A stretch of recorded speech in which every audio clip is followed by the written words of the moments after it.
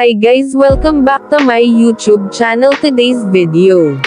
OG, di inalam kay Julia bakit di nakapromote ng movie nila ni Aga.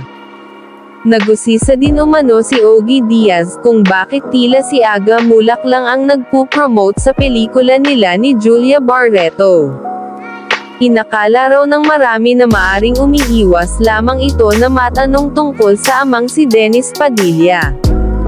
Nagkaroon ng pagkakataon si Ogie na matanong si Julia ukol dito.